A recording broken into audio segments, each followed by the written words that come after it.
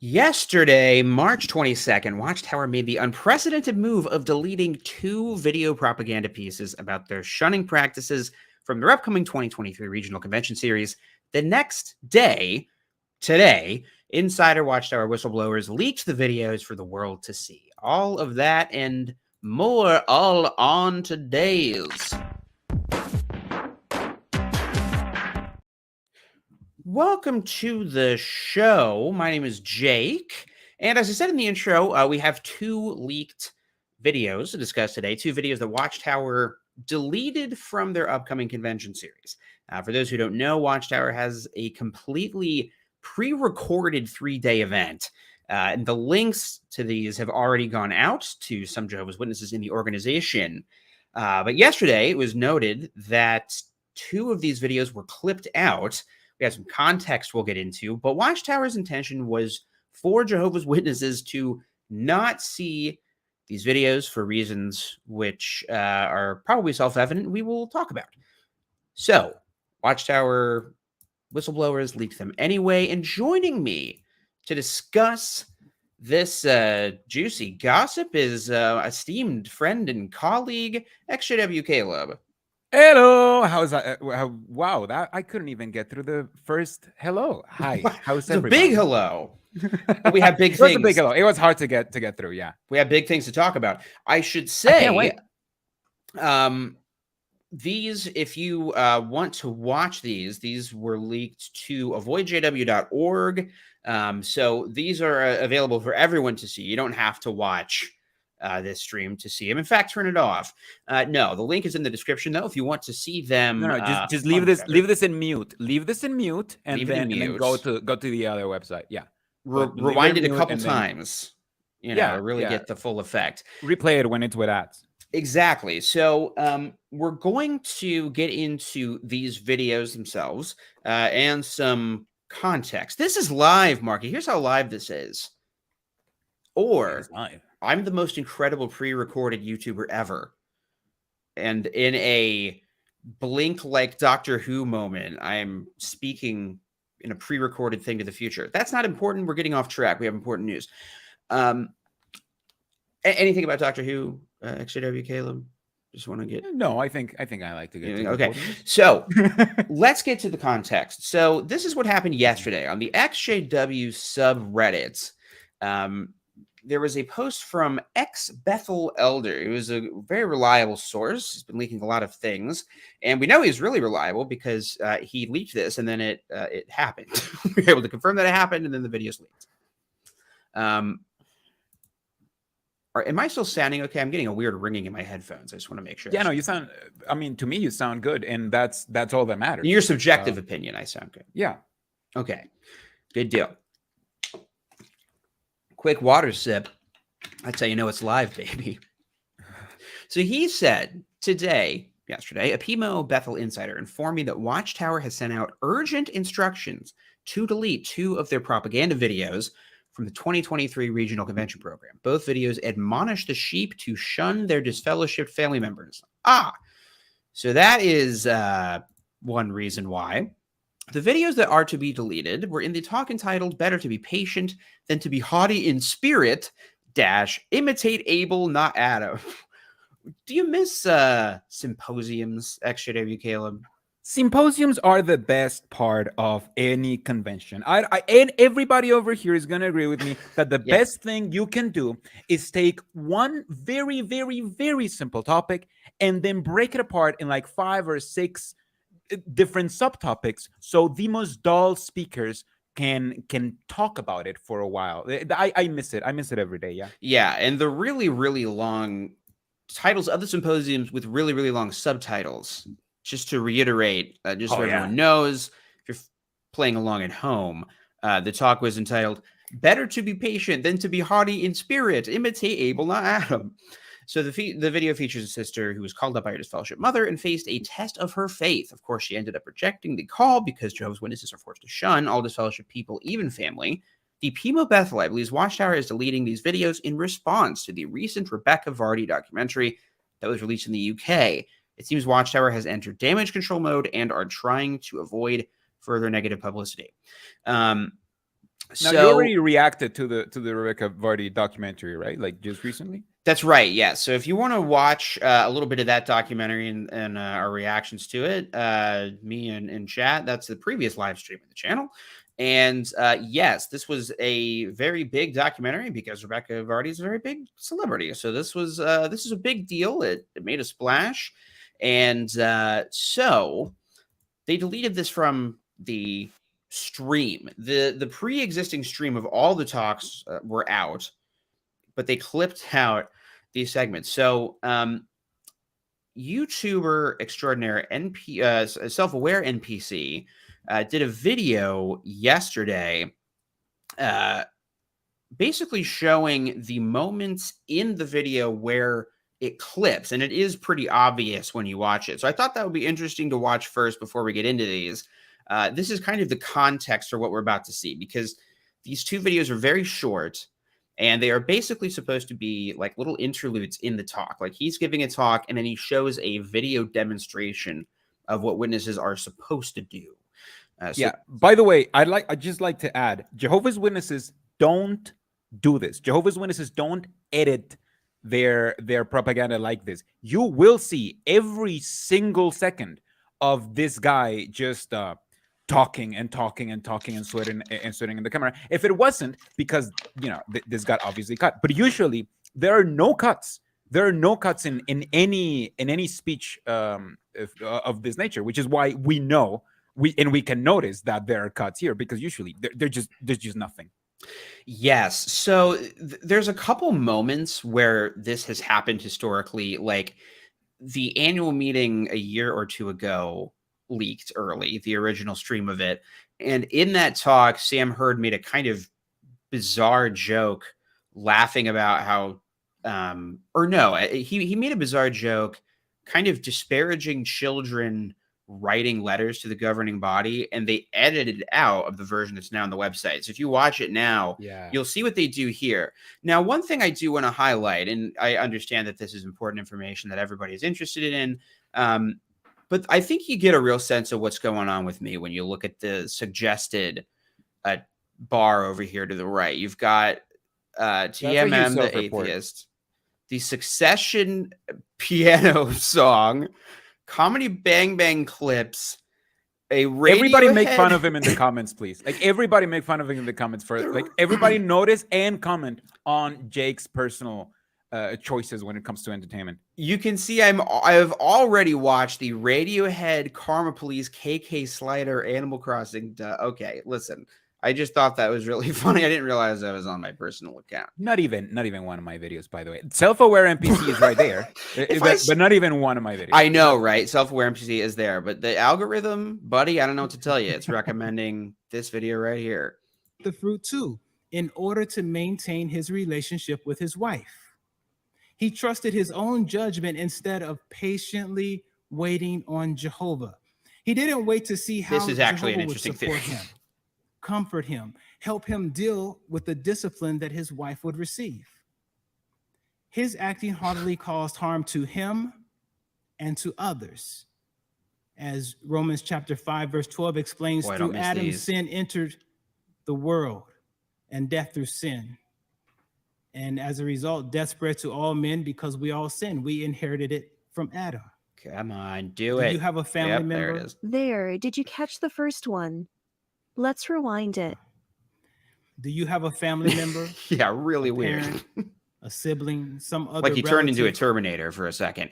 Yeah, definitely. We don't have to watch the whole thing, but I thought that would be good to give a demonstration of what this looks like and what this is going to look like to Jehovah's Witnesses when they watch it. And thank you to Software NPC for making that. That was a really helpful resource, because then I didn't have to do it.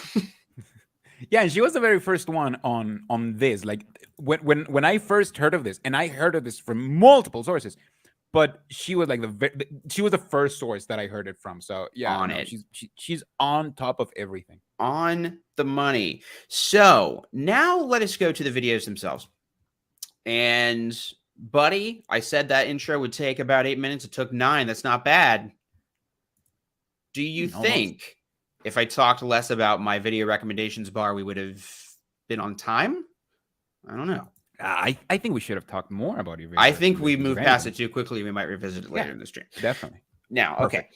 So, the day after Jason Wynn announces he's retiring, this happens, and there's immediately another post. This is an amazing website, and this video, this article in general is very well written. It has some really interesting context about this guy, in whose talk this video takes place, Corey Waddlington, which sounds like a fake Charles Dickens name, like making fun of a Charles Dickens book. You'd make a guy named Waddlington. Yeah, that's the dude that that is in the cult in the Charles Dickens novel. Yes. So here it is. Let's watch this first one. And this is very short, Caleb. It's only 1 minute and 17 seconds. So I think I haven't seen this. You haven't seen this. Preface, I haven't seen this. So I think we should watch this all the way through once and get some reactions, and then we can go through it. All right. I have watched this, and this is mostly the setup, but yeah, very interesting. Well, this is a little bit too much setup. Let's play. Oh, okay, play it. That's what I was saying. Here we go. Boom.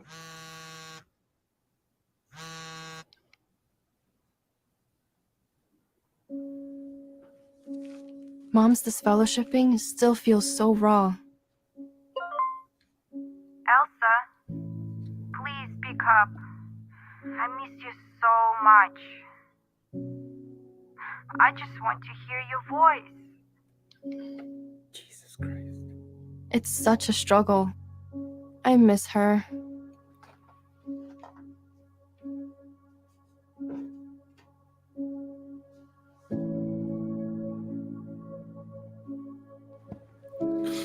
What? She taught me the truth, I'm there.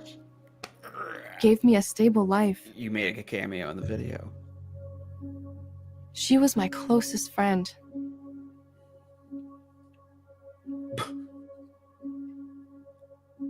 What's the harm in just calling once in a while? Yeah. To chat. Maybe I can even help her to come back to Jehovah. Wow. Imagine Oh my thinking such a God. horrible thing, you know? Oh my God. This is pretty bad. her being unreasonable. Unreasonable. The bad example is maybe it wouldn't be so bad if I tried to bring her back to Jehovah's Witnesses and talk to her every once in a while. Jesus Christ. Rumpy was asking, did y'all hear wrong or raw? I think This I heard raw. I think was I heard my raw first too. question. When I watched it first through, I just definitely thought it said wrong, but now listening to it, I really? do think it's raw. I think it's raw. Yeah, I heard it raw. It still feels raw, but it's I don't know. It's kind of funny that you can interpret it almost. It almost sounds like that because Jehovah's Yeah. Witnesses are not going to go back to rewatch this. Obviously, They're going to rewind and put the subtitles on. They're going to zoom and enhance. Now, this is a good comment here by Software NPC. oh wow, who is this? No, I'm Simon kidding. famous from my recommendations bar on the right side of the screen. In the 2016 drama, the mother is shunning the disfellowship daughter, and in this one, the daughter is shunning the disfellowship mother. Absolutely disgusting. Yes, I think that this is like very intentional. I think they realize, like, sometimes the younger person has to shun the older person, and we should have a video of that too. Like, I really think haven't shown that. We haven't shown that yet in camera. we got a new take. The pitch guys come in, and they're like, we got a new take. We got a new take on an old classic, shunning. But who's being shunned? Who's young? Who's old? Well, bang, bang, boom. And the governing bodies stand up. They applaud. They say how many millions of dollars. Oh, wow. Amazing. This is great. You don't get anything because you still work for free for the cult, but it's very good. Yeah, like, oh, no, we're going to make this for free. Okay, so that's obviously the setup. The thing that is obviously noteworthy about it to me is, like you said, Caleb, the bad example is questioning the disfellowshipping arrangement. Yeah. And it's understandable that you might think such a thing, but it is wrong. Yeah. It's insane because it's like it's even questioning what's wrong here isn't just that this person isn't agreeing with the disfellowshipping. That is supposed to be, that's there. That happens. That is implicit. She is implicitly aware that she has to shun her own mother. Yes. But here, it's like, oh, isn't it horrible how she's trying to find a way to talk to her mother? Like she's trying to find a legal, not legal, but like a spiritually way legal of talking to like, it's it's not illegal in the Jehovah's Witness fashion. So yeah, no, it's insane because it really takes you to. You have to see it as a Jehovah's Witness, and you have to see it. You have to see all of the layers of indoctrination that have to come before this, so this is as effective as it is. This comment really got me like, wonder how they let the actor/actress know she was being deleted. I was listening to some interview with some celebrity on like Hot Ones or something, and they told a story about like going to the premiere of a movie that they filmed and finding out from the director at the premiere that they've been cut. I mean, this would be like that. Imagine she walks into the convention feeling pretty good about herself. Exactly. Feel pretty good. They're like, oh, I'm going to be in the convention. And she's told all her friends, friends, going to like, see how I shun my mom. Look out for a little somebody on the screen. And then like, yeah, I never. Were you that guy? Like, were you the guy? We did not see you shun your mother. How dare you? So I think I want to get into the next video before we get into all the context, but please, from the perspective of Watchtower, the speculation from the person who leaked this, it would seem, and it certainly seems to follow that this Rebecca Vardy documentary is really damning for them, and it's happening right in conjunction with Norway defunding the religion because of shunning. And in response to this, Watchtower has put out lies. Again, you can watch the last stream. We got into that a little bit, and I can show them on the screen later. But they are just explicitly lying. And one of the things they said is that shunning does not result in social ostracization. That does not happen. And this makes it clear that the lie is a lie. Like, no. Yeah. Even once in a while is too much. And this Jehovah's Witnesses love to be in like the middle ground, so you can't really tie them to anything. So that's where they skirt the most. And I feel this one is telling them very much out loud where they're supposed to usually just not say out loud. Like you're not supposed to say this out loud in a convention like this, especially when there's a documentary saying how you do this and your reaction is, oh, this person wasn't even a Jehovah's Witness because she wasn't even baptized. I don't know. It's just not a good look. They usually lie by omission or by kind of using the group speak to appear reasonable to the outside. Like when they changed the this is good from Rinala. It's like saying waterboarding doesn't result in drowning. That's exactly what it is. It's like, they're saying something that's technically maybe kind of true, depending on how you look at it. But what they've been doing these last couple of days is literally just lying. And yes. So I think, this has obviously been a pretty rough couple the couple months, a couple years. And the kind of 1, 2, 3 hit something of like all this media exposure, and then their big convention series hits that they're advertising in all the local papers, and it has a video that directly refutes it would be bad. I mean, this video may have been featured in the documentary if it had been released earlier. That's how much this video nails it in the head. Exactly. Like this is gonna be like these are gonna be in the follow-up documentary. Yes, exactly. So here's the resolution. She has this crisis. Can I sometimes I'm talk to my mom on the phone? I'm praying our sister doesn't give in into the temptation of Satan of talking to her mom. Caleb, your instinct was to pray, and I'm happy to tell you are absolutely right. You get an A+ in Jehovah class today. Thanks, Jehovah. Was essentially a spiritual orphan. But regardless of what his parents chose, he listened to Jehovah and patiently waited on him to fulfill his promises. I never thought of it that way. What has Jehovah promised me if I patiently wait? spiritual brothers, What? sisters. I think. Okay, I know I said we'd watch it straight through. I know I said that, but I'm sorry. I should have sincerely- muted my microphone. I sincerely think, because I had the exact same reaction just watching it by myself in this room, I bust out laughing. I think there is a compelling argument to be made that they realized it really does look like she's just looking towards the congregation pedophile. Like they cut to her being I have these guys. And then she looks towards the congregation pedophile, like with a pedophile mustache and everything. Yeah, no, I saw that.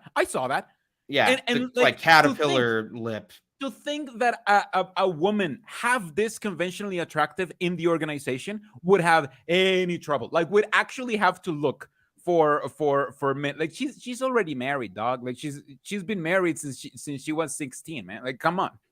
Yeah, exactly.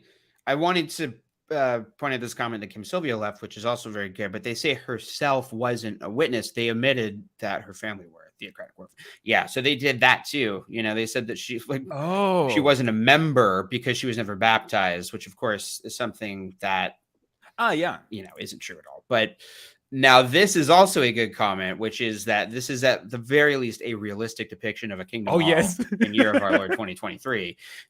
But if you can believe it, I'd have all of these 10 people around me. All that from 30 seconds.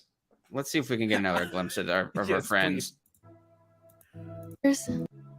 Oh, yeah. Sisters. No. Come back. To fulfill his promises. I never thought of it that way. What'll make me feel good is looking at what this has guy. Jehovah promised me Jehovah has if promised? I patiently wait?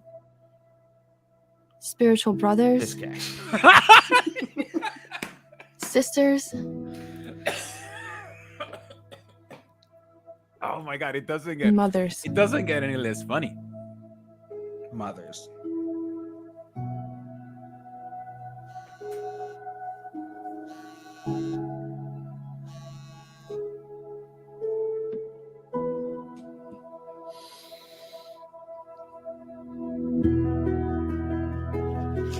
Did what I did. I wonder if the Bible's changed since last time I checked.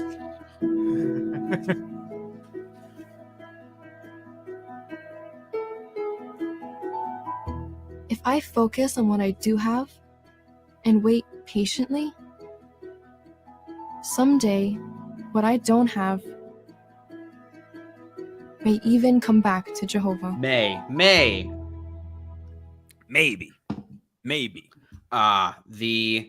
The key, you see, is to do nothing. If I just do nothing, if I do nothing, it might that's the right something thing. might happen. Whereas if I do something, then I ruin both her chances and my chances of surviving into Armageddon. Yes. That it it's, really you know, does it, feel like that. Oh yes. What has They're Jehovah like promised ChatGPT? me? We have no. Look, here's how that happened. This is exactly how that happened. They had the script of last Chat yeah, this is hilarious. They had last script, and they're like, "Hey, ChatGPT, can you please like rewrite this real quick, but make it so the mom is the one being shunned?" And then this is how we got the drama. That's it. Well, I don't know if you heard, but the writing committee is on strike. Oh, that's why we got this. They're all, you know, come on, man. There's no writer that No. no writer is ever associated with, like, never associate the Writers Guild of America with these guys. Come on. They'll think it's disparaging. Oh, I think that was spiritual as good as some episodes of Once Upon a Time. Now, this is a good comment. This is a key takeaway. We were laughing at Mustache Man, but this is unironically, this is the upsetting thing about the video. Yeah. It really, what she's reflecting on and what Jehovah has promised her is a new family. Yes. With a different mom, a new, better mom, improved.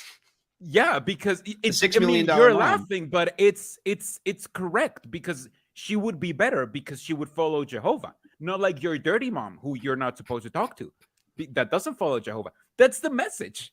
It's insane. I do want to shout out a couple super chats because this one really caught my eye.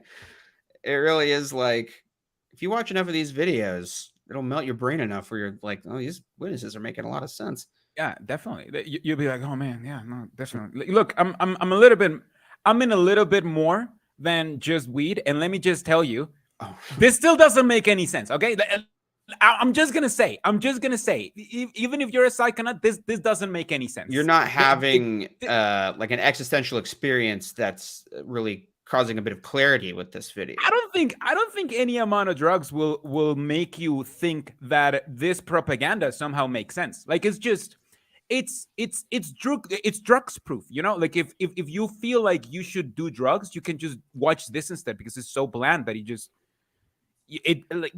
it's impossible to trip on this, you know. It kind of does the thing where they say when you freeze to death, it's almost like you get a high, like you get all warm and fuzzy. That's kind of what happens. It's like slowly freezing to death watching these videos. Exactly. Shout out to the governor. Thank you for a very generous super chat. Q Jeffrey Jackson to the ARC judge. No, Your Honor, they choose to shun us. This is a very, very good point, because this is what Watchtower says in those shunning documents that they put out. That's one of the things that they reiterate, is that no, Your Honor, the people who leave are shunning us by leaving. Yeah, they decide to. They can come back whenever. Galaxy they can come back and repent whenever. Yeah, that's a good take. Just shifting blame. Now, I don't know if I understand this one. Oh, wait, song 113, no more. Come on, Watchtower, keep these coming. Side note, first vid song is a ripoff of the intro of Mogwai? I know you are, but what am I? Aren't the Mogwai what gremlins are called? I don't know. So that is what the heck we're dealing with. And here's the conundrum that I'm left with, XJW Caleb. Setting aside the Rebecca Vardy documentary in Norway of it all. Yeah. This isn't actually new light or anything. This isn't different than anything that's currently on their website. What do you make of them pulling these videos? Does this show a change in direction for the organization? Like, what are they thinking here? Absolutely not. They're just this is nothing but a PR move. Like, the more I see this, the more I realize that this is nothing but a PR move. They realize that this documentary is causing waves. They realize that they have this video that pretty much contradicts their main go-to, like that would be featured in the documentary. That is so incriminating that people will actually pay attention this time. And instead of being brave and do what God tells them to do or whatever, they bow down to men. That's what they're doing. They're afraid and they're bowing down to men, which is what obviously no other Jehovah's Witness is able to do, unless, of course, you are in the governing body. Yeah, well said. To shout out a real life comment from Christina earlier, we were talking about this, and we were talking about how, like, it just shows how these are not masterminds who are thinking 10 steps ahead. Like, this move doesn't make any real sense. It shows that they are purely reactive to everything. They are making this up as they go along. They didn't remove the other shunning videos on their website that have the exact same point. Yeah, and there's a comment by Self-Aware NPC that and at 6:24, a little bit up. She says, I wonder whether Watchtower will risk copywriting striking anyone that uploads these deleted videos in full without commentary. Would they want to claim that these videos are theirs? And you know what? Well, I'm going to test it right now. I'm just going to download them and I'm going to upload them to my channel. And let's test that out. I don't care. It doesn't matter to me if they try to copyright them. We'll try it, because it will be very interesting.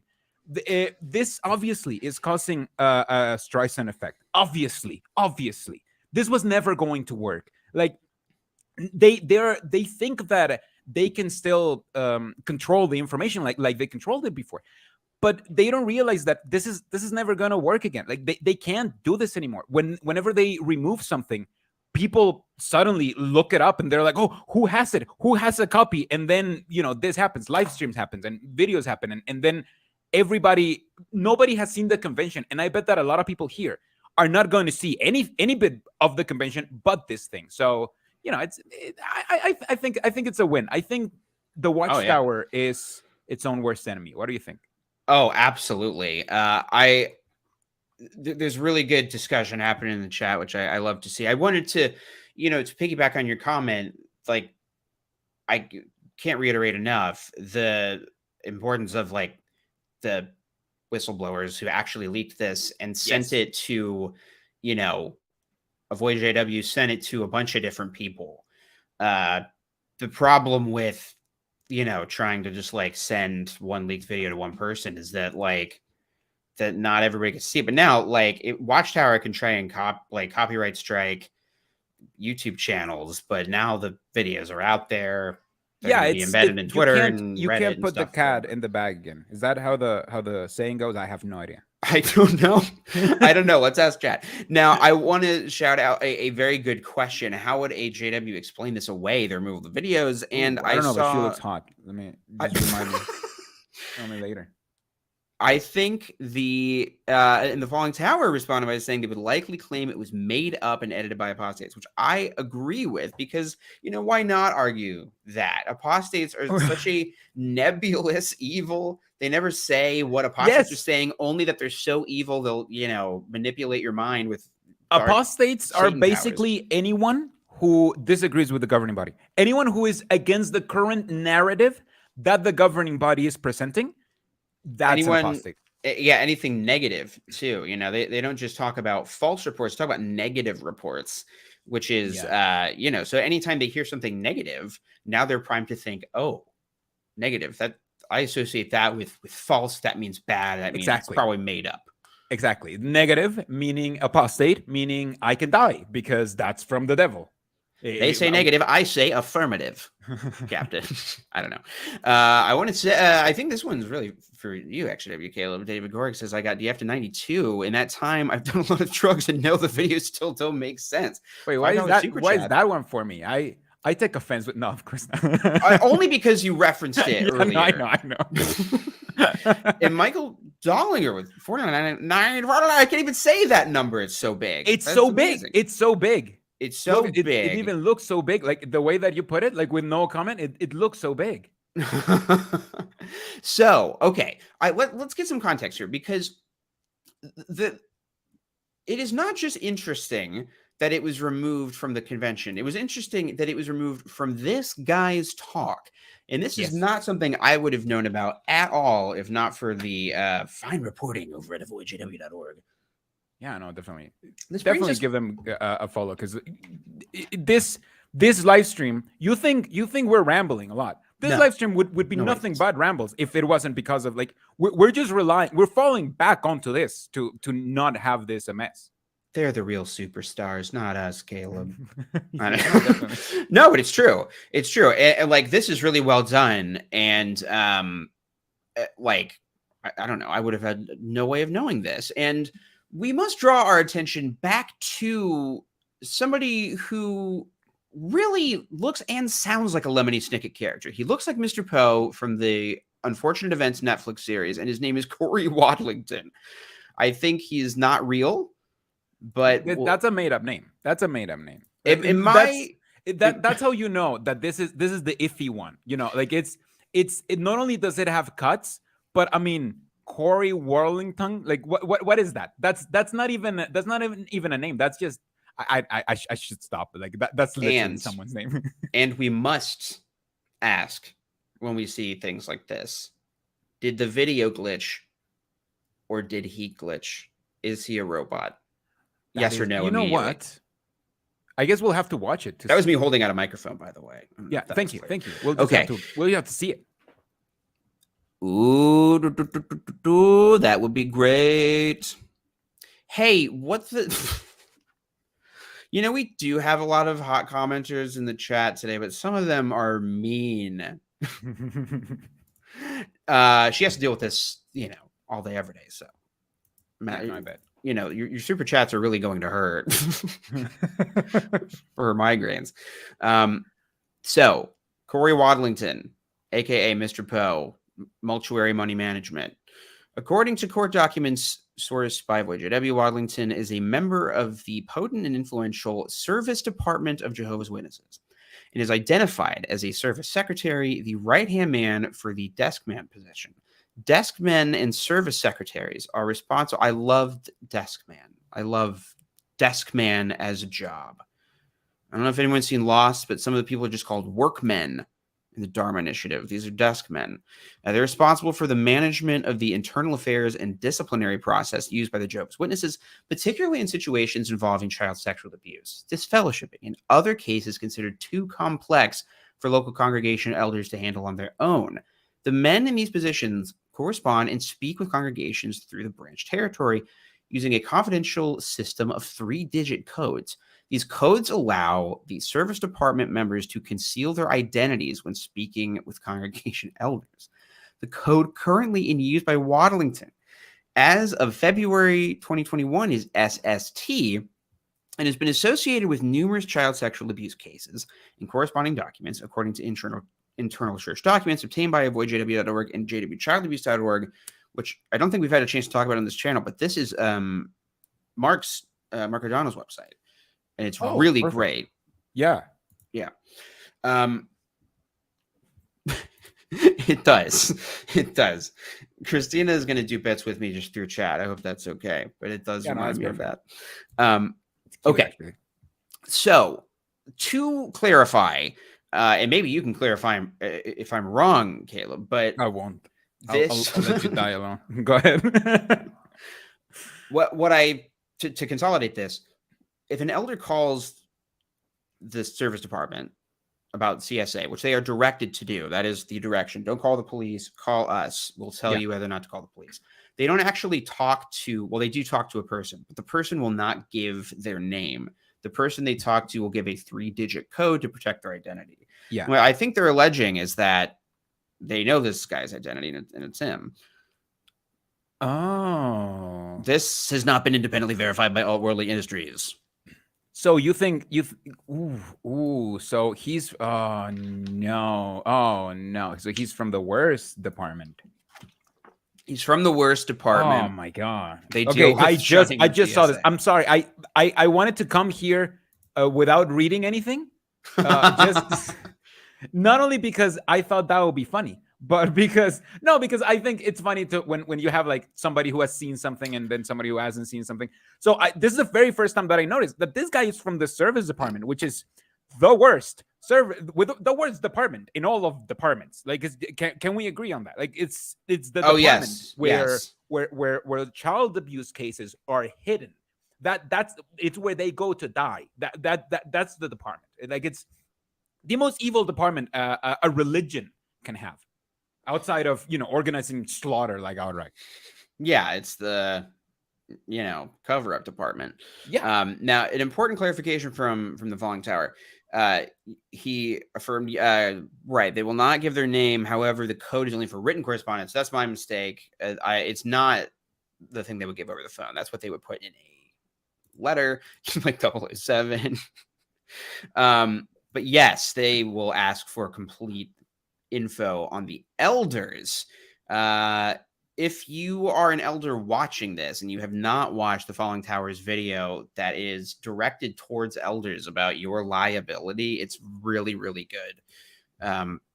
So to continue on with this, it seems no real surprise that Mr. Waddlington was selected to represent and enforce the disfellowshipping and shunning arrangement by giving a speech highlighting the importance of loyalty to this destructive and controversial church policy. Questions have been raised regarding the timing of the removal of these two videos. Yeah, this is what we're talking about. So there you go. They do conclude, and I think this is important because we are, mostly speculating here. While the reasons for the removal of these new videos is still a matter of speculation, we don't know for sure. It seems evident that it was done hastily, with the vast majority of Jehovah's Witnesses unaware of what has taken place. The videos provide very powerful visual evidence of the practice of shunning and the expectations placed upon any witness with a disfellowshipped relative. Yes. So the other interesting thing, though, and I do have the talk here for us to watch. All the same, the speech given by Waddington was no less potent. In his concluding remarks, the Service Department official says, if a member of our family is disfellowshipped, our affection for them should not be greater than our affection for Jehovah. So, yikes, barf. Can't wait to watch that come out of that guy's mouth. So, I did want to... Oh, there was a comment I wanted to go back and reference... yeah, like, will Jehovah's Witnesses know about this? And no, but also, like, because we are just speculating, it would seem strange that they would leave in that other stuff. I guess maybe they're savvy enough to realize that the video propaganda is a bit more, you know, visually potent. If you're making a documentary or trying to circulate clips on TikTok or Twitter or Reddit or whatever, you're probably going to get more clicks on something that's flashy like the video propaganda thing. It's obviously much more emotionally manipulative as opposed to just this kind of creepy guy giving a bland talk. Yeah. I think it's very easy to just remove the... what people are going to remember are the dramas, right? That's what people remember from the conventions. They're not going to remember... I mean, I'm just being real. That was a great comment. Okay, so let us... Here I am thinking that you're laughing at the hilarious thing that I'm saying. No, we're all saying hilarious things. Like only 1 or 2 weeks of in-person convention saw this. Okay, this is useful because I was wondering if the conventions had even started. And yes, so that's really interesting. So a few people actually saw this. You know, it really is so hasty because, like, aren't people going to talk about that? Like, oh, wow, my favorite part of the convention was that video. And you're going to be like, what? I didn't see that video. This can't be good for the rank and file. Like, no. If you're a witness, you have no doubt noticed, to use Watchtower language, that in the past few months, Anthony Morris was unceremoniously removed. And even if you didn't notice that, he's not in the video. You mean in everything. If you count I was just thinking with this, but yeah, if you count everything, oh man. Yeah. So like that just happened. And you are hearing seemingly nonstop videos warning you against doing any Googling, listening to negative news reports. If you live in the UK, you definitely heard about that documentary. If you live in Pennsylvania, you definitely saw that local news story and the front page of the paper that we talked about in the last stream.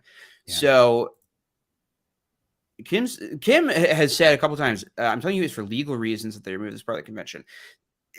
I wish I knew what those legal reasons were, because that makes sense. You know, like I get the sense that the hasty decision regarding Anthony Morris was also a hastily made legal decision too. But like, what was it? I don't know. I guess we can only speculate. Anyway, just to give you on like a little up. How do you call it? To give you a heads up. Sure, let's just go with that. I just finished uploading the deleted Shunning videos to my channel without any commentary. Let's see if they strike them. Oh, that'll be interesting. Let's see if they strike them. I literally just posted them as deleted Shunning videos. Number 1, number 2. Let's see if because you know it's a pretty good idea. Oh boy, let's force their hand to see if they're like if they're gonna be no. This is our deleted stuff. Actually, this is our stuff that we're embarrassed of. Thank you very much. God, I'm so annoyed that I can't do a freaking poll in StreamYard. I would do a poll about whether or not your videos would be copyright strike. What's the past tense of copyright strike? Okay. But anyway, what I think we should do is I think we should watch this talk. And I think we should do that if it is possible for me to show my screen. And that might not be possible, but let's see. I don't think so. Yep, here we go. So this is gonna be fun. I am excited to dive into editing like convention rebuttals or memes or something, because Oh yeah, me too. We were just talking about I it. watched We're this looking for forward like, to it. 3 minutes, and this guy made so many funny faces. I couldn't wait to pause Oh on. really? Oh no, I can't wait. This is a little advice for PMOs who are bored at the conventions. Like, watch it for funny faces, Yes. because that's how I get through watching these. Yeah, what's the funny faces? How long can they go without making a funny face? Oh man, he already has 0 it. seconds. He can Let's make it just- 0 seconds. Yeah, no, let's just say, that's someone's face, and I admit that that's someone's face, and they can You have do to very admit it. little. You have to admit it. It's somebody's face. But yeah, but I'm just saying, maybe if he didn't dress like this, and he had the option of growing up his hair, maybe, Yes. Okay. Here. Well, how do I get back to my screen that has the video in it? This is what we got to figure out. Oh, I don't think I can hear it. Can you guys hear it? Oh, I In can the hear chat? it. Because I don't think I can. Ooh, I wonder if it's one of those things where it's only like playing through one earphone or something. Let's get a sound off in chat as to whether or not people can hear this video, because I can hear it. All right. They Yeah, can't it's hear it. weak. God dang it. Well, we might be screwed. Let's see. What do we do about this? Because I can hear it just fine. I wonder if I can. They don't have it on the website yet, right? I got a thing I can okay, do. perfect. It's gonna, no, it's not on the website yet. I don't believe. The only thing is I'm gonna have to use. Good afternoon. Oh, there you go. I can hear it now. Funny faces, guys. Wow. You Oh my can't god, stop. from the beginning. Wow. Can't stop, won't stop making funny faces. And this guy is a funny face factory. Oh man. I mean, man. that's pretty good. Oh, and look at that mustache. That is a choice. Man, That I don't know guy if could it's have been right in the one. last video we watched with that kind of mustache. I can't wait to watch this one, because I mean, what is even going on with him? I can't wait. That would have I been don't wanna really be funny. mean, but It would have been really funny if I played it, but just did like bad lip reading, or just like, okay, now he's saying saying Genesis. We got to turn to books of Genesis. Okay, no, I think we should be able to hear this. Yeah, you can hear the applause for. Thank you, Brother Algin, for those loving Jesus reminders. Christ, Why do we need humility when our patience is tested? I don't know. I The have no following idea. symposium will answer by considering contrasting Bible examples. Wow, his face is... Each speaker will introduce the one to follow. He's kind of got Jesus. Stephen eyebrow syndrome going on. Look at that. Look at how high those eyebrows go. Jesus Christ. They're about to take off. Some fellas wear lifts in their shoes. This guy got lifts put in his forehead. Oh, and then they have to put up like this soft voice, always like, brothers. Yes, somebody pointed out that voice. Yeah, exactly. Like, voice. They have to put super Not soft William beta voice. Malenfant. No, William Malenfant. He's the only one that is he's an the alpha man. There's only one alpha. Like, he's the alpha. That's it. That's and the omega. Yes. Oh man, that is the voice in JW.org, I feel. It really is. Brother Corey Wadlington, a member of the Walk Hill Bethel family, will present the first talk entitled, Wait, but your name is Better Bro. to be Is that a patient confession? than to be Wait. haughty in spirit. Imitate Abel, not Adam. Great name. Would you rather be described as being patient or haughty? Wow. Once again, I can't do a poll. Would you rather be Just described by raise of hands. Just if you're by yourself, raise your hand. Your if right you're driving, raise two hands. Yes. We can't see it with through your car. So hand. Of course. would you rather, this is a fun game, would you rather be described as being patient which is a universally positive quality that nobody associates with anything negative with, and or would you rather be haughty, only a bad thing? Hmm. Yeah. Hmm. I'm gonna I don't exactly. know. We're scratching our heads.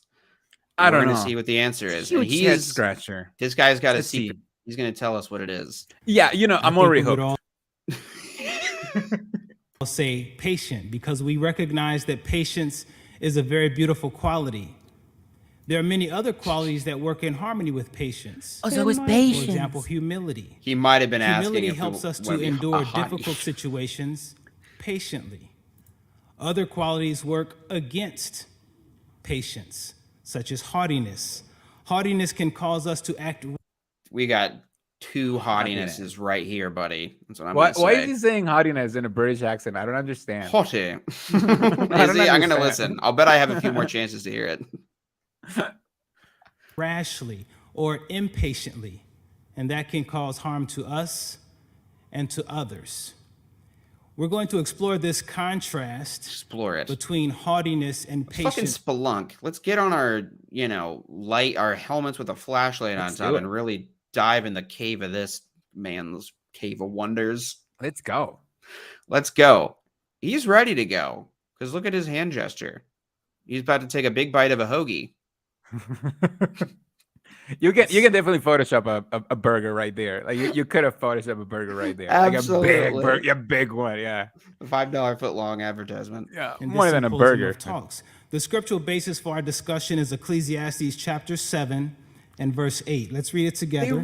There's Ecclesiastes like chapter 7 a grab bag of and verse 4 8. Yes. voices you're allowed to have if you're a male Better is the in end of a Watchtower. matter than- There's like 4 that you get. Yes. He got, I don't know what the numbers are, but he got one of them. But they really do have a way of talking. I'm really glad that person brought out like the kind of breathy quality to it. And it's not just that, it's the cadence. Everybody has the same cadence. It's just this very like slow, hypnotic. Like I said it was hypnotic in the video that I made. But it's very just easy to just hear without listening to it, And while we're having some fun here, but great conversations are happening in the chat. Rindle asks, the fuck is a hoagie? And an elder's daughter says a hoagie is another word for a Subway or here sandwich. This chat is so supportive. I love it. Okay, back to shitting on this guy. Its beginning, better to be patient than to be haughty in spirit. Thank you very We're much. going to focus on the second part of the scripture. Better to be patient than to be haughty in spirit. That does. Each talk in this symposium. This is a point that I've been fixating on lately, but I'm just like, every time you're like, notice what the Bible says. It is always the most bog standard, obvious advice you could possibly give. Like, Oh, really? You didn't think when you were reading the is AI going to finish us? What does the Bible have to say? Like you didn't think the Bible had really good insight on that? You think they were reading a little bit too much into stuff? It's always just like, the Psalms are like, better it is to be nice than to be a mean little boy. It's Yes, like, because okay. they don't even read the Bible, so they can't even find the good proper Bible verses that would corroborate them. It's just like, oh, what sounds kind of like that, like what I'm trying to say. They know what I'm trying to say. It does look like he's hypnotizing himself. Yes, he's hypnotizing himself to sleep. Look at that. Especially Look at right that, man. here. He's like, oh. Yeah, he's like, oh, it's just like over here. He's like trying not to fall asleep as he's trying to hypnotize you. He's so good at hypnotizing you to fall asleep that he is himself falling asleep. It's amazing. Also, shout out to Ron who's heading out. Okay, let's get into this. We'll highlight an example that we can follow of a patient, loyal servant of Jehovah in the past, and how we can reject the course of haughty ones of the past. By the time Jehovah inspired Part of King the new Solomon to personality. write the words that we just read in Ecclesiastes, around 36 generations King Solomon, fuckboy, by the way. Ooh, yeah. Inspired Bible writer and king of the pussy posse. That guy, 100%. wasn't he married to like 159 million women? Yeah, I think it was 102 million women. It was many women. Like it was more women than like that's how you know that a Bible character has the main character syndrome, because like everybody in the Bible is allowed to like sin and get their penis wets and all of that stuff. I'm trying to get in the slang with the youths. I think that's how they call it right now, to the sex. But nobody else is allowed to have it. David parties so hard. So that's how Solomon learned. He partied hard. That is what David did. He was on a rooftop party. Yes. People he were was bathing partying all by himself. Who knows who's bathing on what rooftop? Things got out of hand. Somebody's husband gets killed. A small war gets started. Hey, come on. Who hasn't been looking at somebody else while they're showering where we're horny in our rooftops touching ourselves? Come on. Like, I mean, that's a subtext. It doesn't say that David was touching himself, but I mean, it's because it wasn't. That's a subtext, right? Like that is a subtext. Like David was very. We should just keep watching this, actually. Yeah, probably. Of humans had lived on the earth. We're going to examine the life course of various humans throughout those 36 The life course will be like this. And our goal is to gain a greater insight into the meaning behind those words. Better to be patient than to be haughty in spirit. In this first talk of the symposium, we're going to examine the examples of Abel and Adam. We have to talk about it, Kayla. We have to talk about it because this is what people are saying. The mustache is not aligned. Yeah. I mean, I literally Something's said a little the moment wrong. I saw him, I said that mustache is a choice, and it was the wrong choice. At least make it symmetrical, my dude. Like it is not symmetrical. Just shave it off. Like I know you have very few options, especially because you don't have any hair left. So you already have very few options, but just that's not the good one. It's hard not to be symmetrical when you're doing something to the very front of your face too. Like you should ideally be able to see both sides very clearly. It's not like cutting the back of your hair. Yeah, because in the front, like in one half is like he's kind of like trying to give like Clark Gable kind of vibes, but in the other one is he's just Hitler. Like that's it.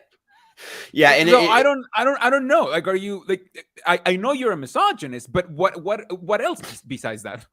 I think it kind of looks different based on the light too, which is that's what's going on.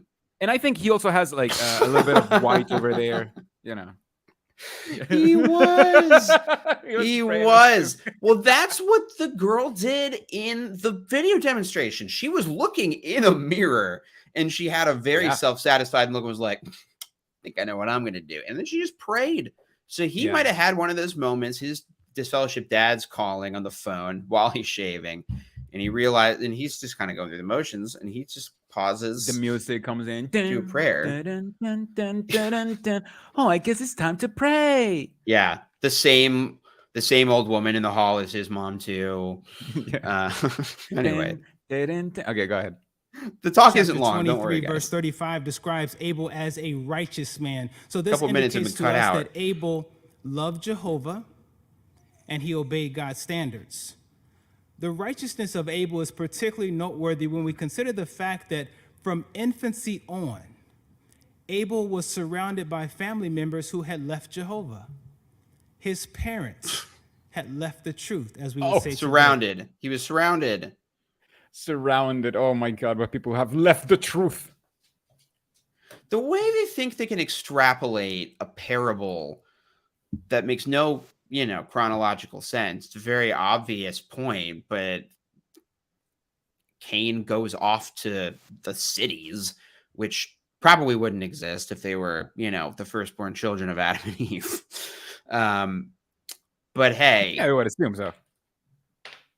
But despite that, people lived for a million, gajillion years, or however many years they needed to live for Bible chronology to make sense. So he was surrounded by to perfection. It makes sense. Unbelieving family members. That's a term that we can just apply to basically caveman times. Yes, I mean there was basically Bronze Age nothing farmers. to believe in, but they were an unbeliever. the story about, whose sacrifice on a burnt altar was greater, resulting in murder, is a lot like having a mom who wants to talk on the phone. His older brother Cain went through the motions of serving Jehovah, but his devotion was not sincere. Why was Abel different? This is him wading He into was the beard. patient. That's true. Let's imagine Abel growing up, seeing his parents struggle to get food to grow from the ground. And as a little boy, he's out exploring. And one day he sees this garden, and every tree is full of food. He excitedly runs to tell his parents what he has found, and they explain to him, "We used to live there." Oh my God. Wait. This is my favorite thing Watchtower does. This is my favorite thing they do. They make something up and then they just say it's true forever. Oh, I didn't get it. I was barely following it.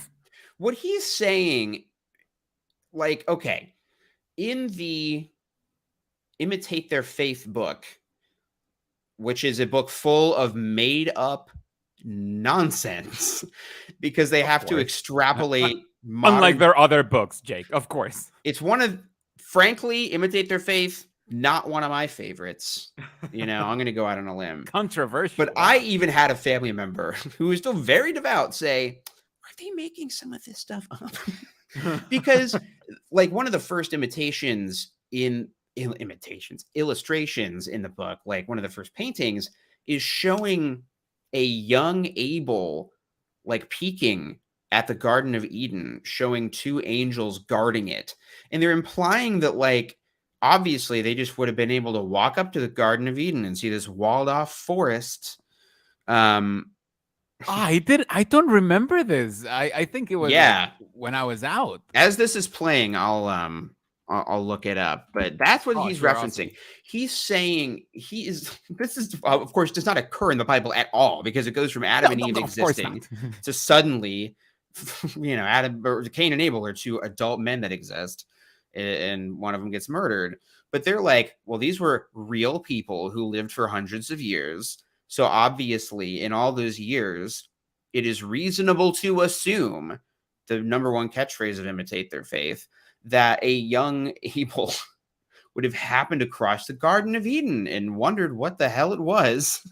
And Adam and Eve would have had to tell them the sad tale.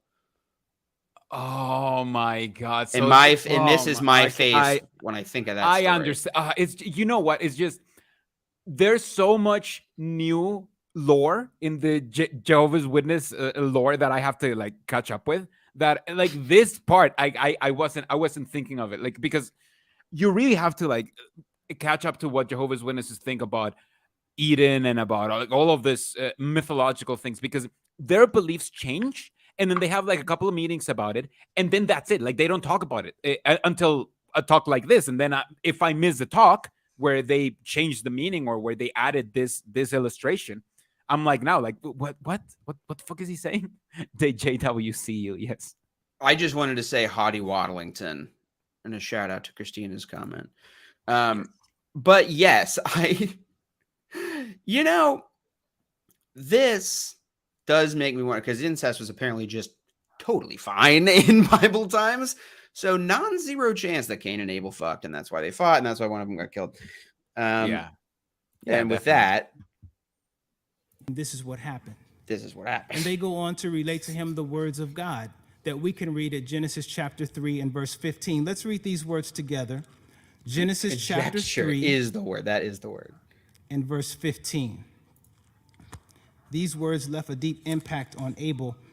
Deep impact. And I will put enmity between you and the woman, and between your offspring and her offspring. He will crush you in the head, and you will crush him in the heel. Now, Abel, he didn't know what those words really meant with the limited understanding he had, but maybe he picked up on the word offspring. And perhaps that word led him to conclude that there would be others who would serve Jehovah. What? Which family? What? These words left Say a deep this impact shit on again. Abel. Say this fucking shit again to me, to my face, Waddlington. I don't believe this. Did you pick up on what he's saying here? This is new. This is what I'm saying. This is what I'm saying. They're updating the lore, and I would have been completely caught off guard. Like now, not only did Abel was able into his favorite pastime apparently was to peek at the Garden of Eden and wonder what it could have been, but also to read at what Moses was going to write later, according to the lore, and figure out, oh, maybe there's going to be Jehovah's Witnesses down the line. Exactly. So they were like amateur theologians who were reflecting upon the parable of the woman and her seed, and were like, the word offspring, perhaps there will be others like us in the future. But of course it doesn't say offspring, it says seed, and Watchtower just fucking changed it to offspring. Yeah, because if not, then this wouldn't make sense, Jake. Come on. It would not make sense. It would be obviously revealed to be a simple parable about why snakes don't have legs and why sometimes we step on them and why women's birth pains hurt. Exactly. Shout out to David. A real one. Putting money on the line. Now, I have to shout out this before we continue, because as I live and breathe, as long as this channel exists, I will make it my goal to make sure that something like this is able to happen, because Watchtower Bible Conjecture Drunk History is a great idea. Oh, yes. Count on me. That's such a fun idea. That would be amazing. Jenny, she's on TikTok. She could make it happen for all of us.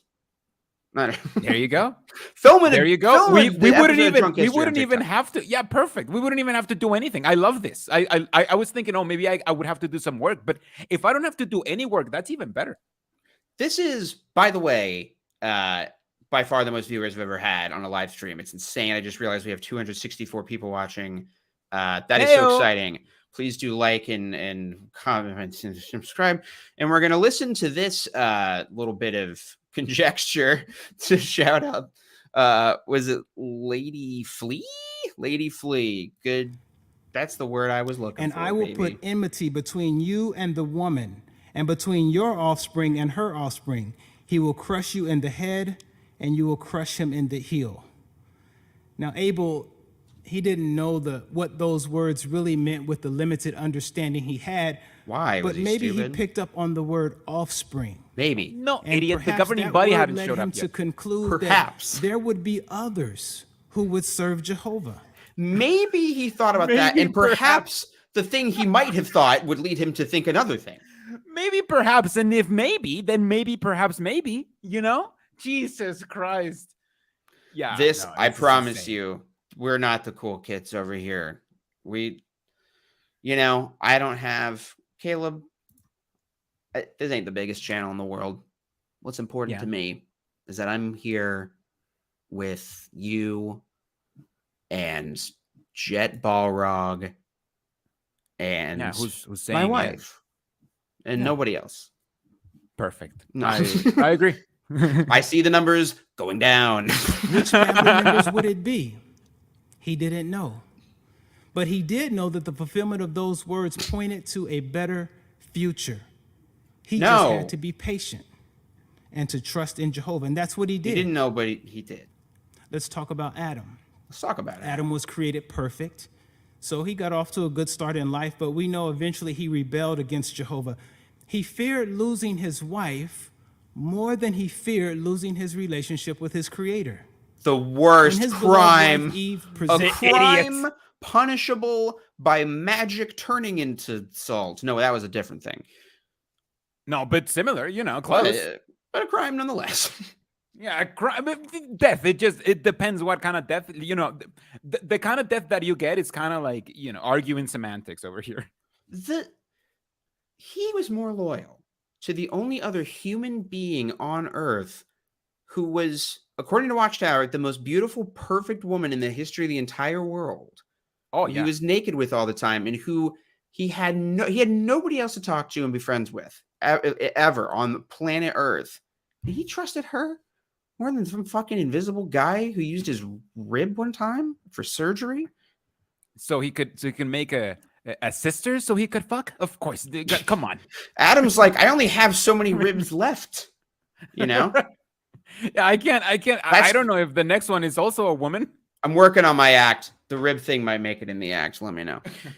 Handed him the fruit and offered it to him, fruit that Jehovah had strictly given them orders not to even touch. He knew that she had Strict already orders. eaten the fruit and therefore was going to die. What did he do?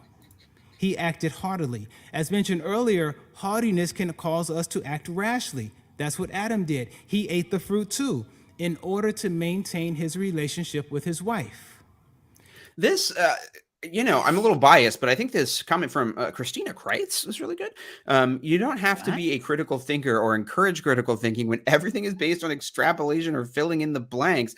Like, I think I would feel so mesmerized and amazed by these talks. I'm like, wow, how are they getting all this out of the Bible? I didn't get any of that. And you see that as a way of like, wow, there's so much more wise. When you look at it, it's like, they're just making shit up. This is made up. Yeah, according to whatever fits their narrative. Like there's a Jehovah's Witness narrative, and the story that Jehovah's Witnesses tell to pretend that this is based on Bible story is basically in the gaps. Whenever there are any gaps in understanding of the Bible, that's where the Jehovah's Witnesses stick their theology in, like to make everything make sense, like he's doing right now. Now I have two things to say about Water Baby's comment. First, I was confused. I saw a bunch of people saying Water Baby with laugh emojis earlier, and I was looking for somebody making a joke about a water baby, and I was like, what did I miss? What joke was this? That's the person's username, Water Baby. Adam's covenant arrangement with Eve was supposedly from Jehovah, so what was he supposed to do? Double jeopardy. That's a good point. Seems to me that if he's presenting, like, this is what happens when Jehovah's Witnesses read this shit like this, because it doesn't make sense. And if it doesn't, it's not supposed to be read like this for a reason, because it makes even less sense. Like, we already know that this makes very little sense, but the more they try to read into it, the less sense it makes. Like it just debunks itself. Like, what else was Adam supposed to do? As established earlier, Watchtower, soft beta voice, was Adam, when he, gave his whole "it's the woman you gave me" spiel, did he give the first misogynistic Watchtower talk? Ooh, was he the proto Warblington or whatever this guy's name is? Yeah, maybe. I'm pretty sure. Ooh, good comment from Samantha, who's always here to call me on my shit, because I knew after I said that I had lied, and I told a lie about the Bible. God, as they understood him back then, definitely had a physical body. He wouldn't have been invisible. This is true. This is like how actual Bible scholars understand this passage, not how witnesses understand it. But that is true, because there's language. And how you understand it if you read the Bible by itself. Like, it's very clear that God is supposed to have a body. Yeah, no. That's why you need the cheat codes that Watchtower gives you. They've got the strategy guide to understand the Bible. Yeah, exactly. Now imagine making this face. This is me praying about my, disfellowship mom right here. Yeah, like, he trusted his own judgment instead of patiently waiting on Jehovah. He didn't wait to see how Jehovah would support him, comfort him, help him deal with the discipline that his wife would receive. He didn't wait to. So this is actually relevant to the disfellowshipping video that we looked at earlier. He didn't know how Jehovah might have helped him through it. So, like, you can never. Yeah, they're adding judicial meetings. Like, Jehovah had judicial meetings. Like, they're adding that into the lore. You're totally right. I didn't even think about that, but you're totally right. That's exactly what they're doing. He's like, wow, Jehovah gave, I got this letter from the tree branch, and I got to follow it. Yeah. So now I got distracted by my tree branch pun. What was I saying? Oh yeah. Okay. So they're saying, like, if you're a Jehovah's Witness, don't give up on shunning. Be persistent in shunning, because even though it's hard, the second you give in, you could have never known that Jehovah wasn't just about to give you just the strength you needed, and then you fucked it up.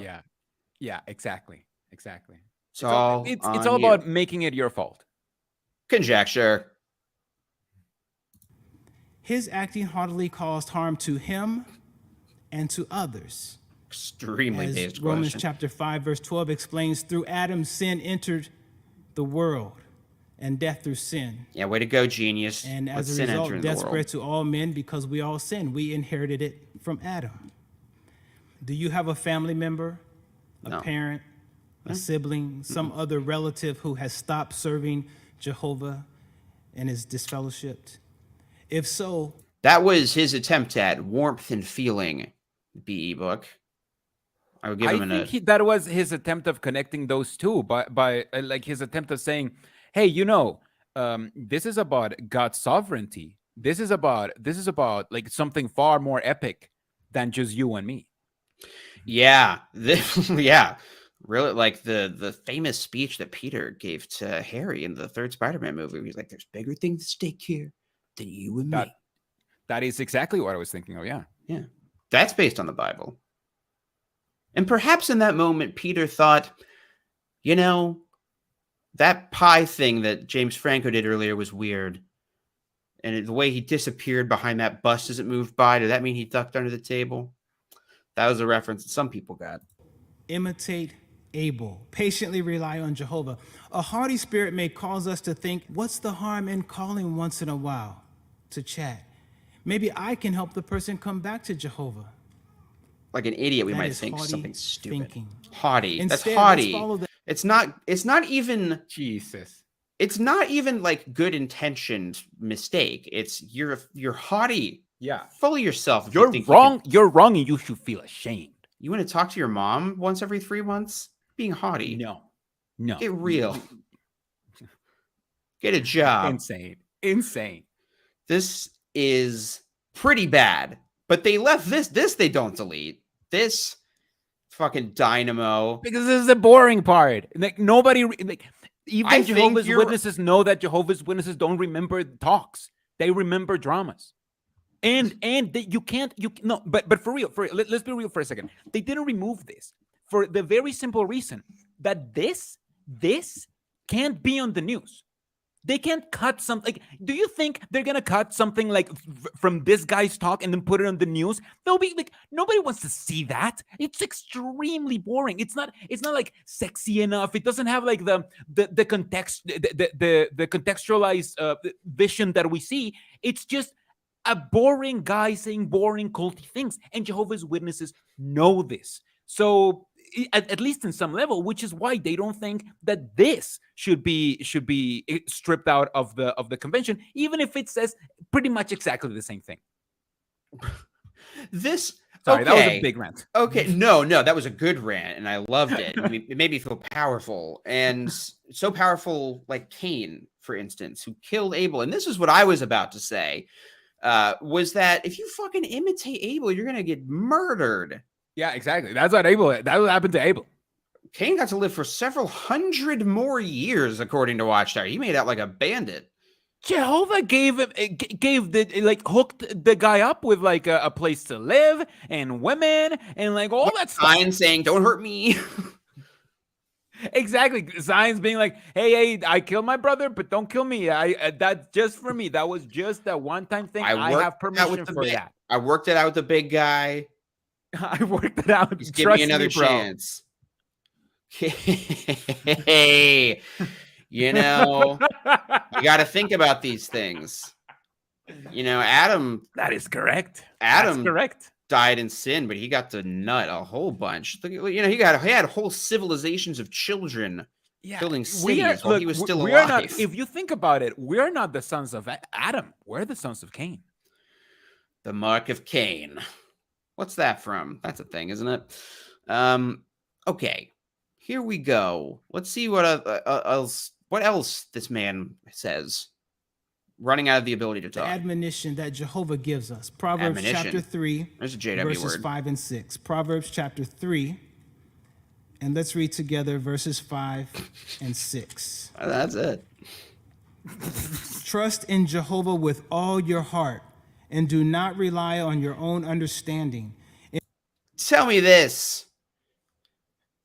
I like this because this is like what Watchtower thinks apostate commentary is. Like, all right, obviously I agree Jehovah's real and, witnesses have the truth. But do you want to die a fucking virgin? Can't even drive a car. Abel didn't even have a fucking whip, bro. He didn't even have a ride. I'm so entertained by this comment.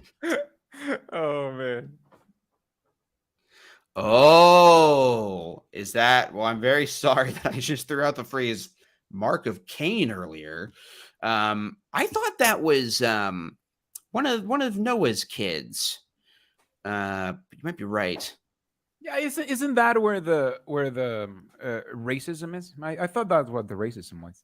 I think it's from Noah's descendants, but somebody had to come from Cain. In all your ways, take notice of him, and he will make your path straight. Trust, like humility, is a quality that works in concert with patience. Abel displayed trust in Jehovah. In Jehovah's arrangement, the discipline administered to his parents for disobeying God. He also trusted in Jehovah's matchless wisdom and love. We know this because he served Jehovah faithfully. His righteousness separated him from his parents and his brothers who did not serve Jehovah. Wow. That was no doubt difficult for Abel. No doubt. But he was confident that in the future. Now, make sense of this to me, because he's saying that Adam and Eve didn't serve Jehovah. Like, what the fuck would that mean in like an agricultural hunter-gatherer society where they're like they were have missing the meetings? meetings. They weren't going to preach every weekend. In what sense? Because they also say in that fucking they weren't reading the daily scripture. In their Bible fan fiction book, they also say that, no doubt it is reasonable to assume that Adam and Eve taught them about what happened in the Garden of Eden and stuff. So they did teach him about Jehovah, because he established earlier in the talk that Jehovah, that he would have known about like the woman and her offspring thing, which I would think would only come about if Adam or Eve said it. Yeah. So in what would serving Jehovah look like exactly for I don't know.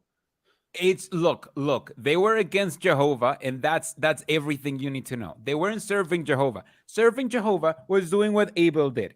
Get your best kind of vegetables and best kind of fruits and burn them. Burn them for God.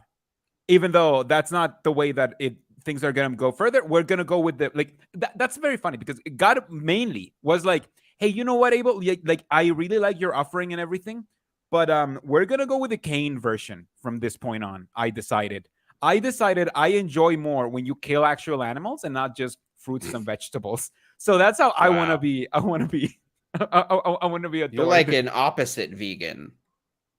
Yeah, God is the opposite vegan. Cain was an alpha. He saw what he wanted, his brother to be dead, and then he did that. He fucking got away with it. And then God was like, to God, cool with it. You're totally cool with it. Like, you're okay. Do you repent? Okay, you get to live hundreds of years. God let him off with a warning. They didn't do that to the guy who accidentally like tripped and touched the tabernacle. God murdered that guy, but Cain, he's like, yeah, but we have to remember is that Cain is not going to be resurrected because he didn't follow Jehovah, whatever that means. Yeah, but he's just also like Adam and Eve. He's probably lived longer than most resurrected people will live, because apparently a lot of them aren't even going to make it 1,000 years because they won't serve Jehovah. Jesus, he really got a really good run. Like, it doesn't matter how you spin it. Like, he really did get a really good run. He is kind of had a legendary run. Yes. A Summoning Salt documentary. This convention. Summoning Salt documentary on Cain speed running. The first murder world record. Yeah, any Jesus percent. Christ. And it's insane. It's just crazy. Yeah, no, you know what? Yeah, no. Cain was the original Sigma male. That's it. This looks like this face is so funny. Like, excuse you. Excuse me. Did you think you can persuade somebody to come back to Jehovah by talking to them? Excuse me. I put in a reservation on the website. You're saying you don't have it? Offspring, others would join him in serving Jehovah. He just had to be patient. That we must be determined to love Jehovah and Jesus more than we love anyone else. And Jesus reiterated this message when he was on earth talking to a group of disciples. And what he said is recorded in Matthew chapter 10. He seems kind of mad. In verse 37. Matthew chapter 10 and verse 37. Whoever therefore has greater affection for father or mother than for me is not worthy of me. And whoever has greater affection for son or daughter than for me is not worthy of me. You know what I think a person's reaction should be upon hearing this? That's unreasonable. No, thank you. That sounds like something a crazy person would say. That's why you're from the devil. See, that's why you're not gonna be Don't talk about my mom that way.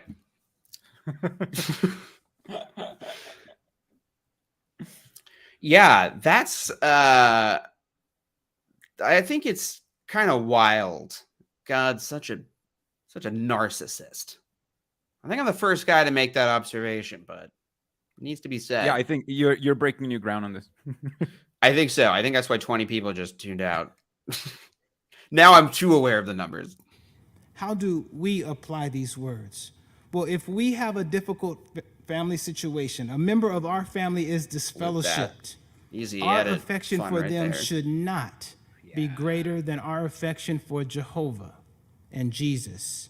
To that end, when reading the Bible and attending our meetings, our goal should be Jehovah and Jesus, who you never fucking held in your arms as a baby, by the way. You never had intimate conversations one-on-one with them, never gave them a hug. You're just pretty sure they exist invisibly somewhere, but your relationship with them is more important than friends and family. Yeah, because your relationship with Jehovah is the relationship that gave you life. So, and that is gonna give you life. So remember, this is all like this life over here, this life right now, this the system of things, if you will. This is all a test, okay? Your parents loving you or not loving you, that's all a test. It's all to see if you love God. And if you love God, then when you die, that's when you get the reward. Like after when we can't prove it. It's also like Jehovah, like witnesses don't teach that like God handcrafts every baby. Like they don't think that God is literally responsible for every life. It's like by the transitive property, he created the first life, you know, by thousands of years ago, mere dozens of years ago.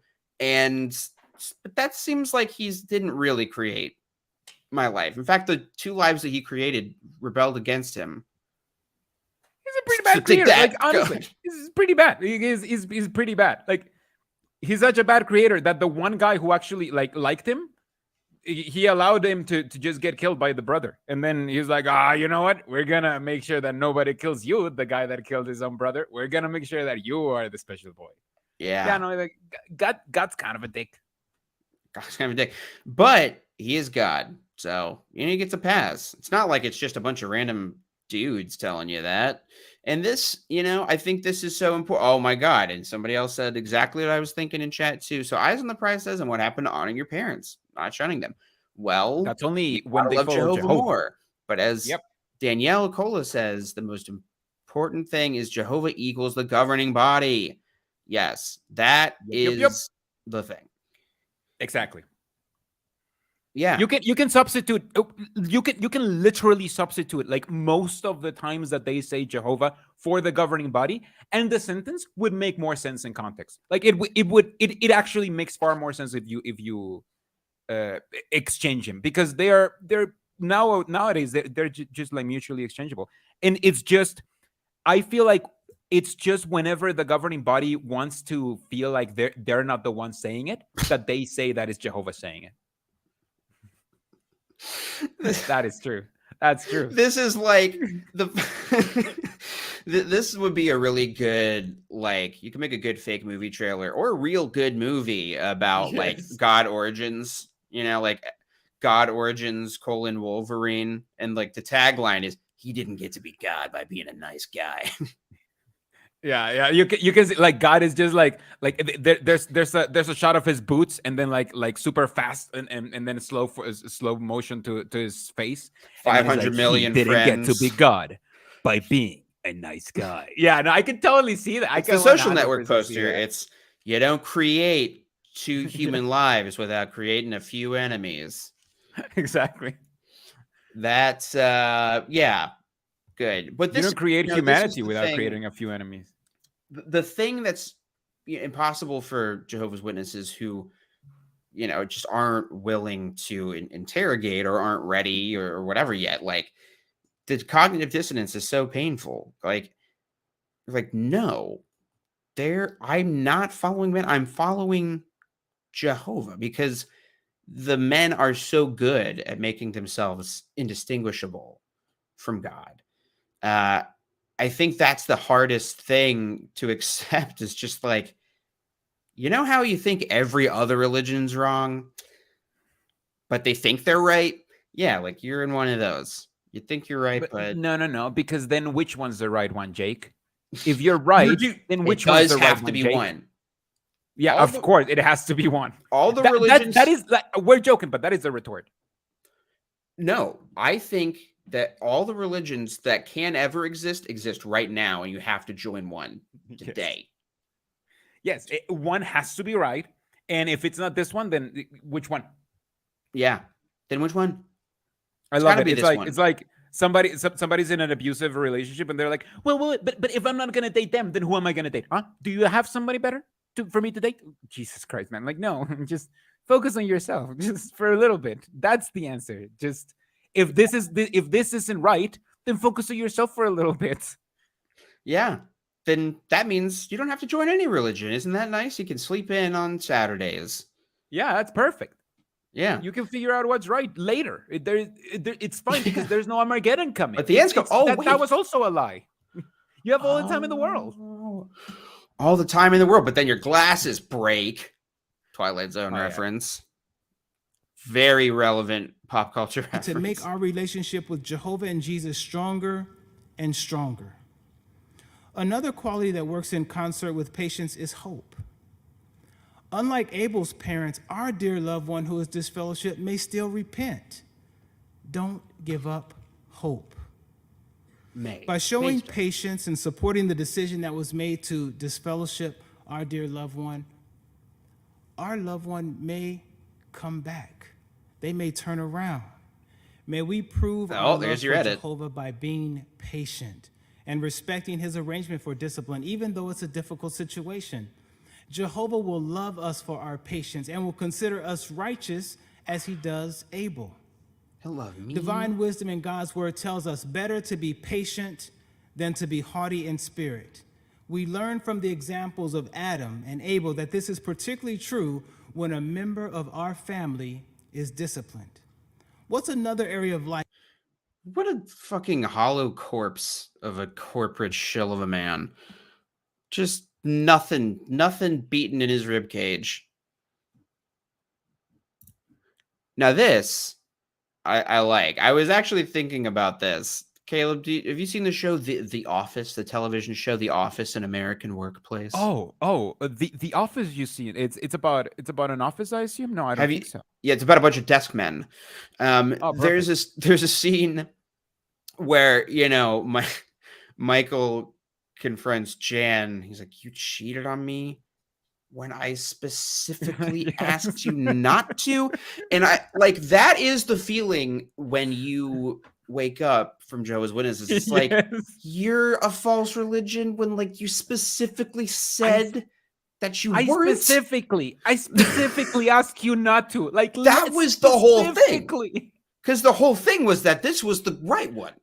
2 nights ago, I was praying and I was saying, I specifically asked you to not be the wrong one. I specifically said, like, I actually did specifically ask during my waking up process to please let this be the truth, because otherwise I don't know. Same. That's what's sad about a lot of witness comments that I see is like, they're like, but you just didn't think hard enough, or like you don't know what you're missing out on. Like, no, like I really wanted it to be true, like, because it really would suck, and it turns out it really did suck that the religion is false, but you just want to believe it so bad. And I think you really do have that thing of like, well, this would be so crazy. It'd be so crazy if they were wrong about this. They have to be right. Yeah, exactly. Like nobody would make this shit up. Like nobody. Like there's no way that this is for nothing, right? There's no way. This really says it all, in my unbiased opinion. If you aren't ashamed of something, you shouldn't feel like you need to cover anything up. So taking these videos out means, like, yeah. Do you want to go back actually to just check where the edits are? Because we should highlight those because they're oh, if anything, people should watch self-aware NPC. I could only think of the that's true word NPC because they literally made that video and I clicked out of it, so I don't. And I don't know how personal that recommendation bar is going to get. You know, I don't want people knowing that I listen to Pod Save America. It's a little mainstream for me. I want people to think I'm cool. So I think that we covered this guy's horrendous talk. Yeah, that's it. You said it really well, which is I do think that a big part of why they felt okay doing this is like,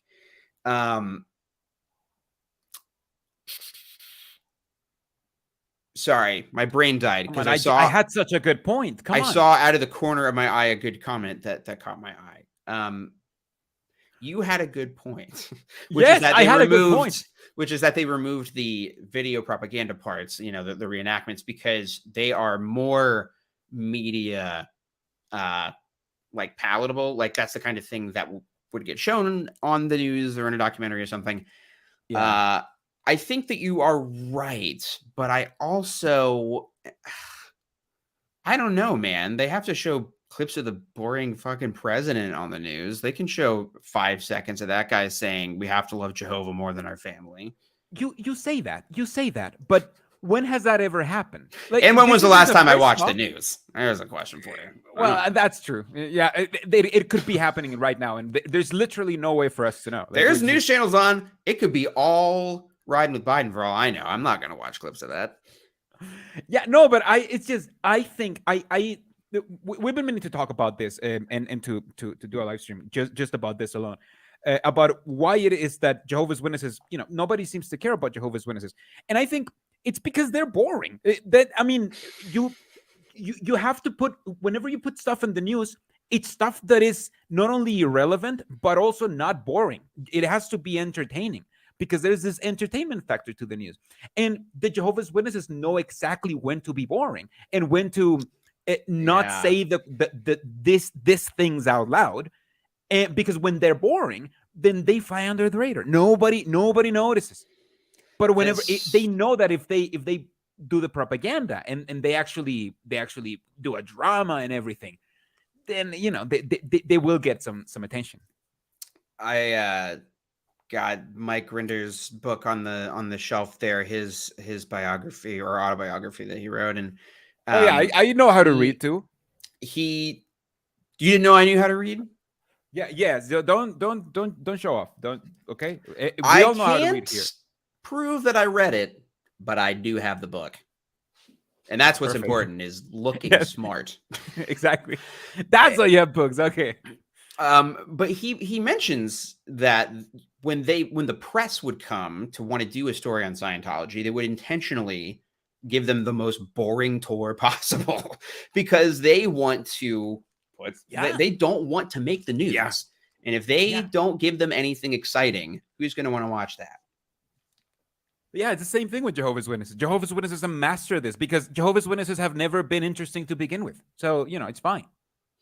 Yeah. It's not like they had to like, seriously, like think about it's funny, but it's also true. Jehovah's Witnesses don't make engaging content. You engage in that content because you'll die if you don't. That's what Jehovah's Witnesses engage in that content because they feel guilty if they don't later on, and they think that Jehovah is going to destroy them for it. Not because they actually find the content engaging.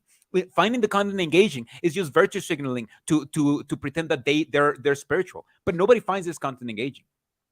I think what they underestimate though is how creepy these guys come across to everybody except Jehovah's Witnesses.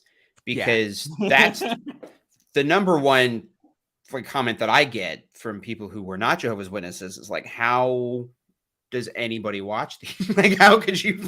How could you watch this for hours, as a Jehovah's Witness, and not just be like freaked out. And it is one of those things where now I have a very viscerally negative reaction to it, but there's a certain sense of this is the way people talk. So it's kind of like it washes over you. Like some people this in is just the comments way have that the organization talks, and you know that the organization is Jehovah's organization. So other people may not know that this is the cadence that Jehovah's organization uses because they're not in Jehovah's organization. It would make sense if in context. That's what you think as a Jehovah's Witness. And it might be a thing where,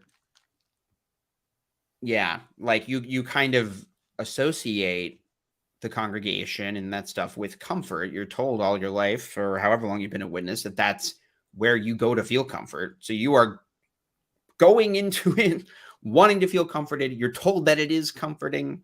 They always reiterate, wasn't that encouraging? We are so upbuilt by that. And it was. We are.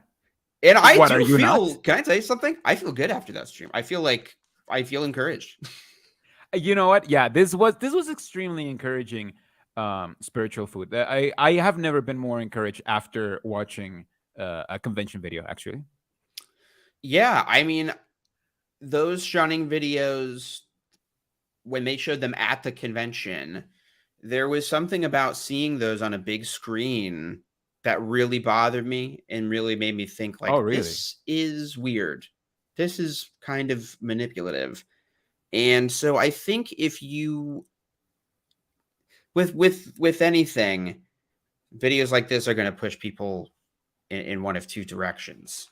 Because I think anytime something like this is brought up, which is so clearly morally objectionable, something like blood or their stance on the LGBTQ community or this shunning, every time they bring it up, it's like a moment where you could have some self-reflection.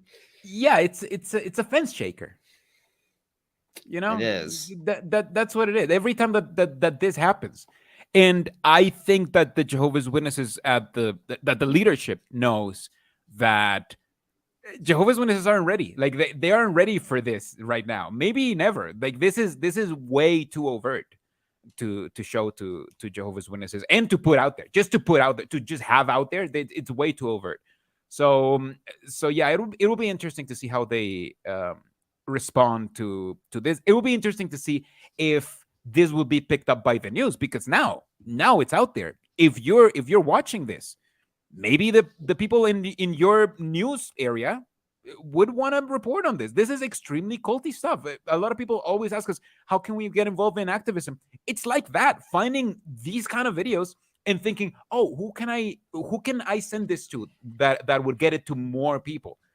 Maybe you have somebody who's looking for a story in the I don't know, Jake, the news blog posts. How do the news work?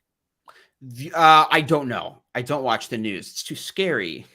Yeah, well, but maybe somebody's looking for a story, and this is scary stuff. So you never know. You never know when you're gonna reach somebody. So yeah, that's how you get involved in activism, by sharing this live stream, by liking, subscribing. No, that's not how you do it. No, I don't agree with this message. This is not. This is not endorsed.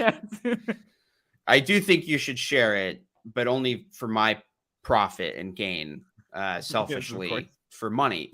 No, this was a lot of fun. We had so many people watching. This was fantastic.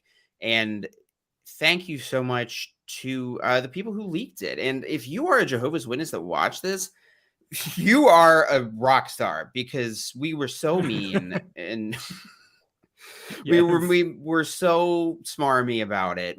You too, not just me. It was just Jake. I'm very sorry about that, guys. I'm not like that. Unsubscribe from Jake and subscribe over to my channel, if anything. His channel is nicer than mine. So if you want to watch nice videos, you can watch his videos. Way nicer. But that stuff, no, and you can see the difference that it's making in, not this, but people in the religion actually, leaking stuff like this out, going to the press, insisting upon their human rights, bringing CSA allegations to light, really fighting for visibility. That's the kind of stuff that, folks like Ron Pimo who are in the chat did, and were able to really make a difference. So that is a good thing to do. This is just for fun. Yeah, this is just for funsies, just because sometimes it's just fun to look at cult propaganda. Telling us to shun our mom. It's just fun. That's a lot of fun. Can I tell you something? Yes. This isn't a hot scoop or anything, but I'm currently shunned by my parents. What? And I watched this and I really didn't get triggered because we were having such a good time and chat was making me laugh and you were making me laugh. And I think I got through it. I was kind of worried that I would just get really mad. Well, that's what we try to do. Like, honestly, like that is the way that we approach, like in general, this kind of propaganda. Like, how can we joke our way around it so it doesn't hurt as much? I feel like that's how I do it. True that. If you're a Jehovah's Witness, you have to have a coping mechanism, and our coping mechanism was clearly just joking. So we can joke our way around the worst cult propaganda. So subscribe is what we're saying. Subscribe right now. Yes, and think local. Good, genuinely good comment here from Jenny Blue. This is also very. You want to read it out loud for the people who are just listening? Oh, that's right. I forgot people don't actually watch any of my videos. You'd have to come up with a compilation of info plus personal stories and contact lots of journalists. Local is better. That is genuinely good advice. Yes, also, great advice. Try not to live in a completely red state because you find it's harder to get critical coverage of religion when you email the Columbus Dispatch. And bro has been a bro. Thank you to everyone. Thank you, XJW Caleb. Check out his channel for really great stuff. You just did a video.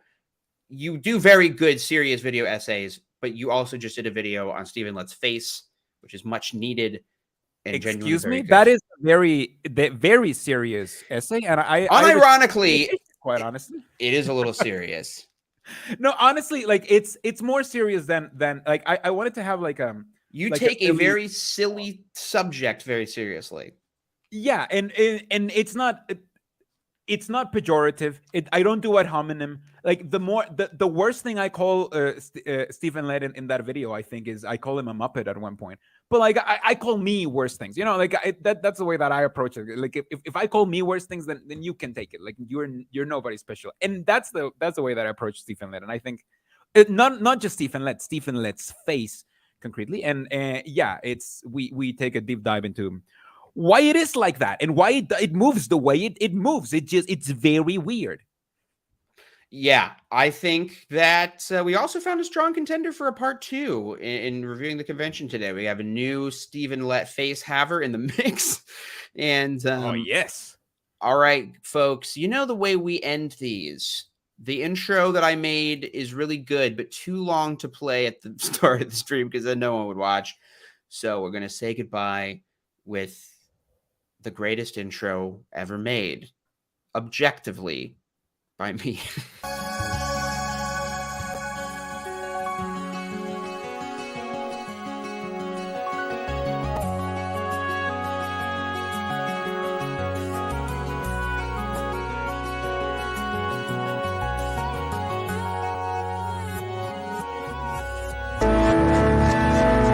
Okay, it's up. Guess who just walked in? There's Jake.